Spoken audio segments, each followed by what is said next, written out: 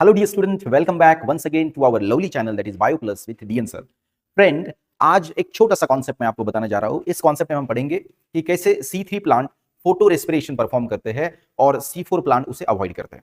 अब बेसिकली जो रूबिस्को नाम का एंजाइम है फ्रेंड, उसकी कार्बोक्सिलेज और ऑक्सीजनेज ये दोनों भी एक्टिविटी रहती है।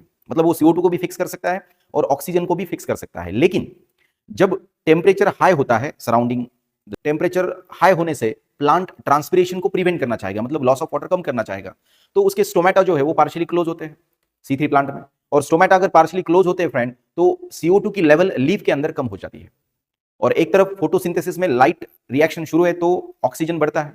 तो इस वक्त C3 प्लांट के अंदर जो रूबिस्को है वो क्या करता है, ऑक्सीजन को फिक्स करता है इंस्टेड ऑफ CO2, और यही से शुरू होता है फोटो रेस्पिरेशन, जो कि एक वेस्टफुल प्रोसेस कहलाता है, क्योंकि ना इसमें ग्लूकोज बनता है, ना ATP बनते हैं, ना NADPH बनता है।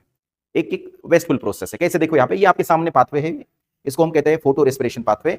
और इसमें देखा जाए फ्रेंड्स तो देखो यहाँ पे RUBP जो है, इस RUBP का ब्रेकडाउन होकर 3 और 2 कार्बन वाले 2 कंपाउंड बनते हैं और ये फॉस्फोग्लाइकोलेट आगे ग्लाइकोलेट ग्लाइऑक्सिलेट ग्लाइसिन ग्लाइसिन के 2 मॉलिक्यूल एक साथ आकर बनता है सीरीन।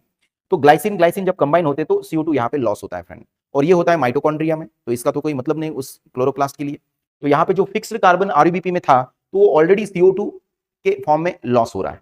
ओके, उसके बाद ग्लाइसिन ग्लाइसिन मिक्स हो रहे तो सीरीन बन रहा है। तो सीरीन जब बनता है तो यहाँ पे NADH बनता है और वो माइटोकॉन्ड्रिया बनता है instead of chloroplast, NADH not NADPH।